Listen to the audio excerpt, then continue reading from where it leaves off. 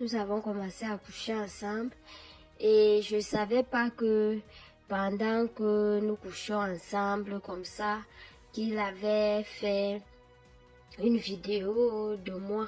Je ne savais pas de nous. Je ne savais pas. L'histoire que vous allez écouter tout à l'heure, c'est une histoire qui va vous plonger dans un univers du déjà vu, mais un peu très particulier. On va écouter ensemble ce qui s'est passé avec cette femme qui a été recommandée chez son pasteur, qui a été recommandée par sa copine chez son pasteur parce qu'elle était, elle était en quête des fruits des entrailles. Elle voulait enfanter. Et c'est ça. Ces gens piègent les femmes avec ce problème, sachant bien que plusieurs femmes qui n'arrivent pas à accoucher, tout ça, sont désespérées et elles cherchent désespérément la solution. Donc ces gens cherchent des personnes vulnérables. Ça peut ne pas être dans le domaine de l'enfantement, mais dans un autre domaine. Écoutons ensemble l'histoire et revenons à la fin pour le décryptage. Tout a commencé quand je me suis mariée. J'ai connu mon mari très tôt et très tôt, je suis allée vivre avec lui. Et puis, nous avons eu tellement de difficultés.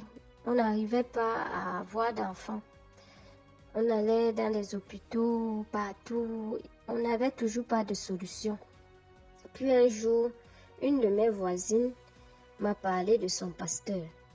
Elle m'a dit les difficultés que je rencontre là, son pasteur peut m'aider à avoir des solutions, que elle-même elle est passée par là. Grâce à son pasteur, aujourd'hui, elle a des enfants. Et c'est comme ça que je parle de ça à mon mari. Mon mari, lui, il n'était pas d'accord. J'ai tellement insisté.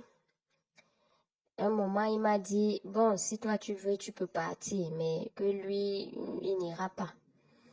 Et j'ai pris rendez-vous avec ma voisine. Nous sommes partis rencontrer son pasteur. J'ai expliqué toutes mes difficultés au pasteur et tout. Il m'a dit, regarde, ta voisine, elle aussi, elle avait cette difficulté-là. Et aujourd'hui, nous avons pu trouver des solutions. Donc, toi aussi, tu trouveras la solution à tes problèmes. On va se mettre en prière et ça ira. Il nous a donné un programme de prière. Et j'allais à ce programme tout le temps. Même à l'église aussi, les jours de messe, on priait toujours. Vu que nous étions nombreuses, chacune avait ses difficultés, celles qui avaient le même cas que moi, et d'autres aussi qui avaient le cas de leurs enfants, leur propre cas. Beaucoup, chacune avait ses difficultés. À un moment donné, il nous a demandé de commencer à évangéliser. Vu qu'à l'église, il n'y avait pas tellement de personnes, il nous a dit que nous devions nous organiser à faire des sorties. Donc, que par semaine, nous pouvons faire 2 sorties. Question de ramener les fidèles à l'église. Donc, nous avons commencé à avoir un programme. Je sortais, chacun sortait de son côté. On marchait, on rencontrait des personnes, on leur parlait de Dieu, on les invitait à notre église, on leur disait, vous viendrez, vous trouverez des solutions et tout. Donc, nous passons tout notre temps. Nous avons fait cela pendant des années pour ramener des gens à l'église, des fidèles. Il y avait ceux qui adhéraient, ceux que quand on leur parlait de Dieu et de notre église, ils venaient. Et ceux que quand on les parlait de Dieu et de notre église, on les invitait à l'église, ceux qui ne venaient pas. Et ils nous mettaient tellement de pression qu'il faille à tout prix que la maison de Dieu soit pleine. Donc, ce qui fait que je n'avais même plus trop du temps pour mon foyer. Je sortais tout le temps pour chercher des fidèles que je devais ramener à l'église. Et c'est comme ça que j'ai commencé à avoir des difficultés avec mon mari. Et mon mari me parlait tout le temps, mais j'étais déjà accro puisqu'il nous disait que le fait que nous travaillons pour l'Église, Dieu trouvera des solutions à nos problèmes, à nos différents problèmes. Donc j'avais la conviction que en marchant ainsi, en cherchant des fidèles, il y avait même des personnes que je les suppliais même de venir même juste pour 1 minute à l'église, voir comment ça se passe. Et quand ils venaient déjà une fois à l'église, ils ne repartaient plus. Malgré que leur famille mettait la pression pour qu'ils sortent de notre église, ils ne sortaient plus. Donc, une fois que nous, on avait seulement des efforts à faire, qu'ils puissent juste assister une seule fois. Et dès qu'ils entraient à l'église une fois, ils ne sortaient plus de l'église. Ils rentraient chez eux, mais ils continuaient à venir à l'église. Ça dépendait, on pouvait parler aux femmes, celles qui décidaient de venir une seule fois et restaient pour toujours. D'autres, leur mari venait même menacer, je veux plus que ma femme continue dans cette église, je veux plus que mon enfant continue, je veux plus que ma soeur continue. Mais une fois que l'un d'eux avait déjà mis pied à l'église, il restait notre fidèle, le fidèle de notre pasteur, le fidèle de cette église.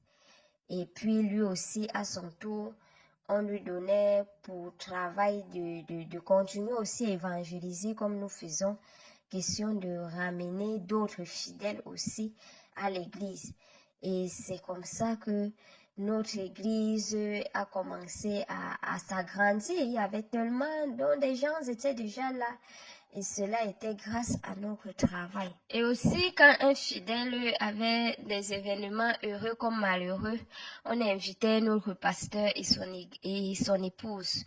Moi, par exemple, quand mon mari a voulu construire notre maison, pour la pose de la première pierre, nous avons invité le pasteur et son épouse.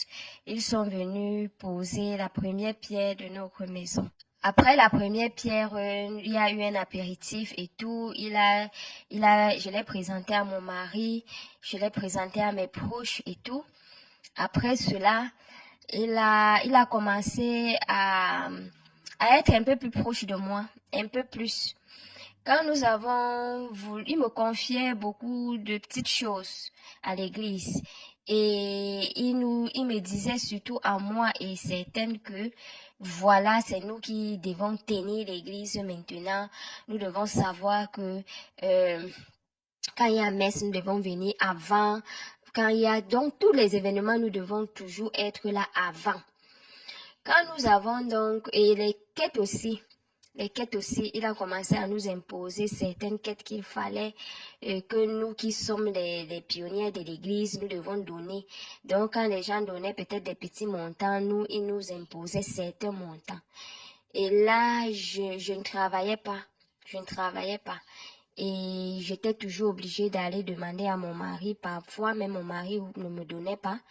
Et j'étais obligée de couper sur ma ration pour pouvoir satisfaire l'église, donner cet argent-là là-bas pour être bien vu. Et je le faisais comme ça tout le temps, jusqu'au moment où mon mari a voulu encore couler la dalle. Nous l'avons encore invité, lui et son épouse. Quand il est arrivé, il a dit que mais les travaux vont vite, hein, les travaux vont vite. À peine nous étions ici pour la première pierre. Aujourd'hui, nous sommes déjà là pour la dalle. Ça veut dire que tout va bien. C'est bien, ça féliciter le Seigneur, fait des merveilles et tout. Et comme je vous ai dit que quand un fidèle avait des événements heureux comme malheureux, on l'invitait. Donc, ce qui fait que quand on l'invitait, quand certains fidèles l'invitaient comme ça, quand il arrivait, il voyait un peu ta position sociale, il voyait un peu si financièrement tu peux et tout. Et c'est comme ça qu'il nous triait, celles et ceux qu'il constatait qu'ils pouvaient avoir un peu d'argent pour nous désigner comme des pionniers et des pionnières de l'Église. Et à tout moment, il fallait qu'on donne l'argent et tout et tout. Et quand nous avons tollé notre maison, nous l'avons encore invité pour qu'on tolle la maison ensemble. Il était content et tout. Et après cela, il a commencé à m'inviter de temps en temps hors de l'église. Et ça se passait comme ça tout le temps. Et quand je me plaignais que, pasteur, je n'ai toujours pas de solution pour mon problème d'accouchement et tout, il me disait, non, ne te plains pas, sache que le Seigneur veille.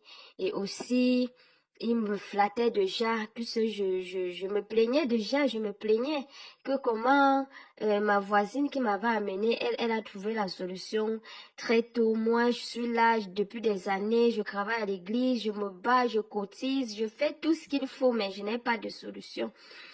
Et puis, comme je vous ai dit qu'il m'invitait de temps en temps, il a commencé à me dire que lui et moi, on pouvait essayer. On pouvait essayer que depuis des années, il m'observe, il voit comment je travaille, je suis une belle femme et qu'il a commencé à développer des sentiments pour moi, que on pouvait se mettre ensemble et tout. Bon, c'est comme ça que nous avons commencé à coucher ensemble. Nous avons commencé à coucher ensemble. Et je savais pas que pendant que nous couchions ensemble comme ça, qu'il avait fait une vidéo de moi. Je ne savais pas de nous. Je ne savais pas qu'il avait fait une vidéo de nous. Et un jour comme ça, quand je suis arrivée à l'église, et après l'église, il m'a dit que nous devons patienter, nous les pionniers, les pionniers et les pionniers, que nous devions patienter.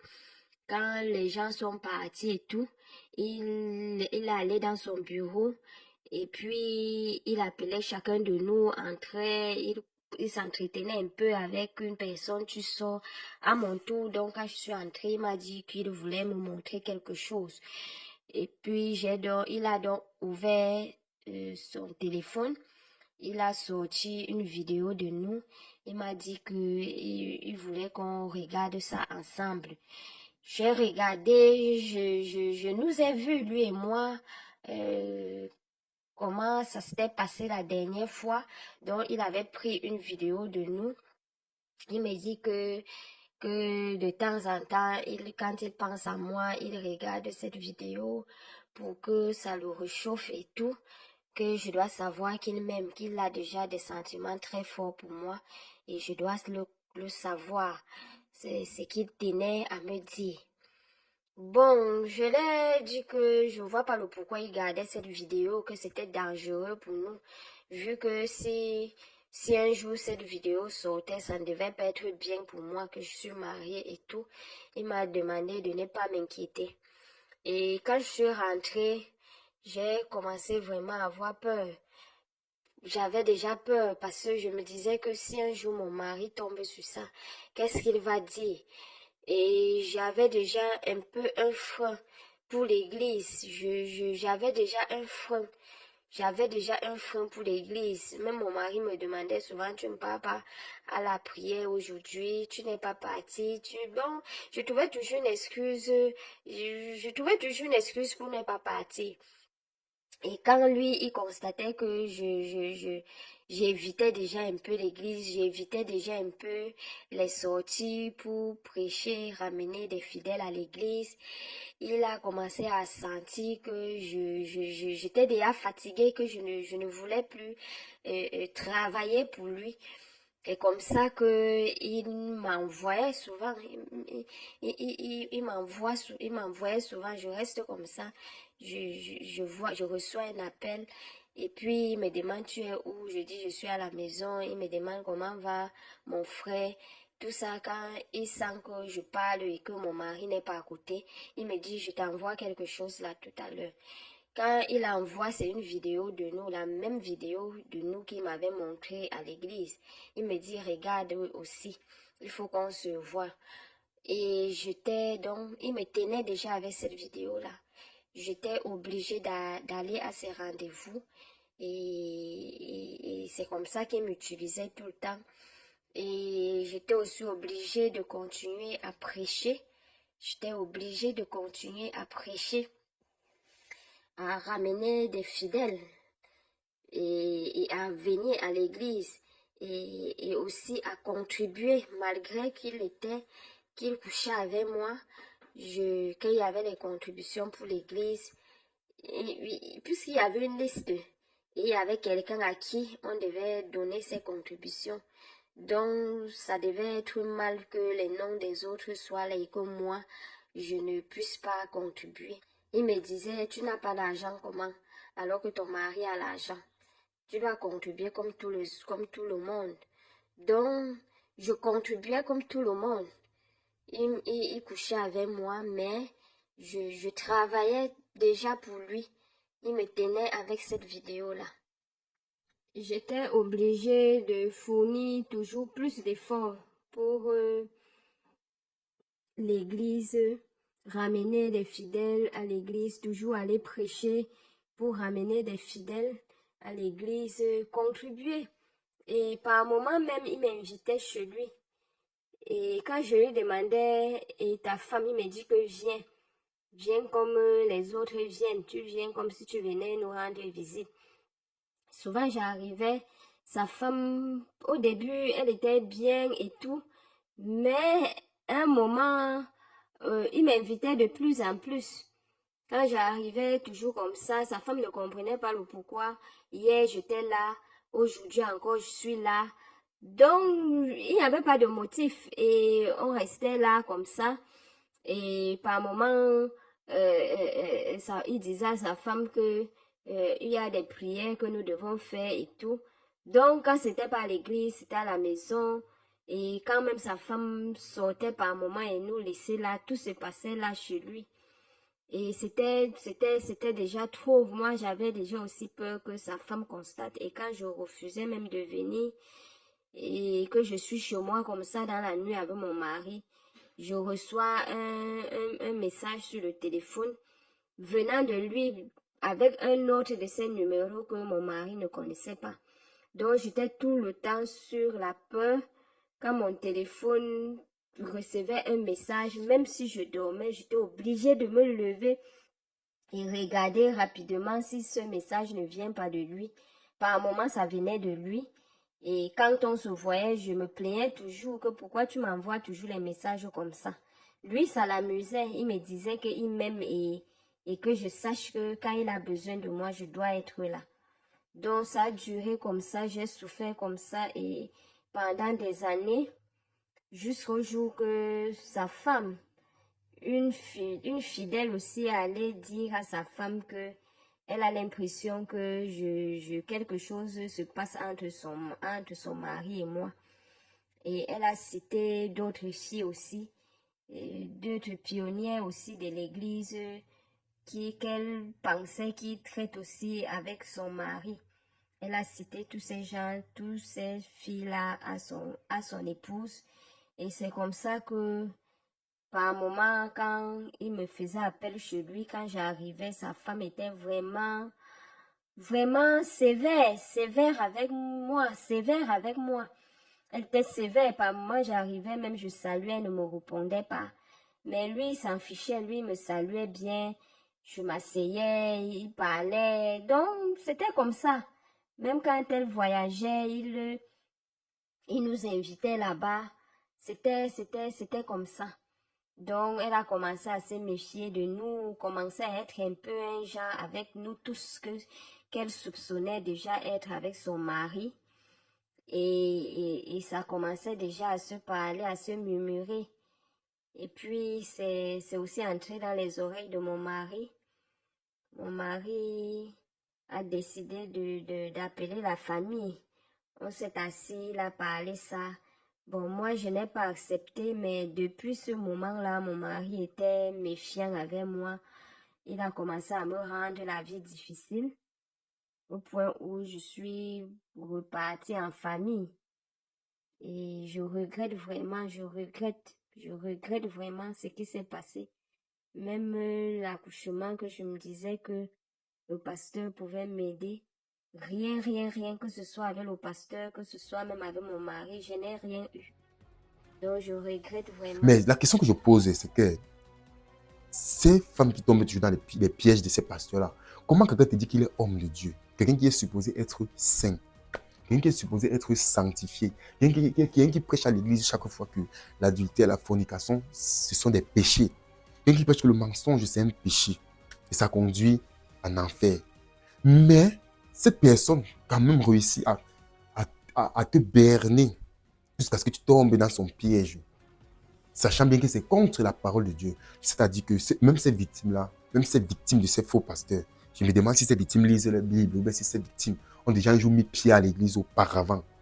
Parce que ce n'est pas facile de comprendre. Je n'arrive pas à comprendre comment les gens réussissent à tomber dans les pièges de ces faux pasteurs. Quand tu causes déjà avec quelqu'un, avec un pasteur, et qui commence déjà à prendre un certain tournant, qui commence déjà à parler de certaines choses, tu peux déjà savoir si c'est un vrai pasteur ou c'est un faux pasteur. La solution n'est pas de ne pas partir à l'église et de rester à la maison. Ça n'a jamais été la solution. Oui. La solution n'est pas de rester à la maison et de ne pas partir à l'église. La solution, c'est juste d'être vigilant et d'avoir le discernement, comme la parole de Dieu dit. Avoir le discernement. Oui. Et le discernement, avoir le discernement, c'est facile. Quelqu'un te fait déjà des propositions que tu sais que ce sont des propositions pas catholiques, mais tu réussis quand même à tomber. Et voilà que tu te retrouves piégé, qu'il a une vidéo de toi et tu fais le chantage. Donc c'est vraiment terrible et c'est vraiment triste. C'est vraiment triste vraiment pour ces personnes qui tombent là. Donc la vidéo, ça c'est une autre vidéo encore sur des vidéos, des milliers de vidéos qui sont sur la toile et que vous avez déjà eu à voir concernant les mêmes cas. Les mêmes cas et on les répète chaque jour ici. Soyez prudents, faites attention car le dehors est risqué, le dehors est mauvais et ce n'est pas tous les hommes de Dieu, ce n'est pas tous ceux qui s'appellent hommes de Dieu, prophètes qui sont des vrais. Il y a des faux parmi et faites juste attention et ayez du discernement pour pouvoir distinguer les bons du faux. C'est un peu ça. Merci d'avoir regardé la vidéo et je sais que vous avez capté quelque chose. Partagez cette vidéo. Il y a le lien, il y a le bouton partager là, la flèche là. Vous partagez même sur votre statut WhatsApp et tout avec un ami proche pour qu'elle vienne aussi regarder la vidéo et tout. Merci d'avoir regardé. Abonnez-vous sur la chaîne Dr MK pour plus de vidéos.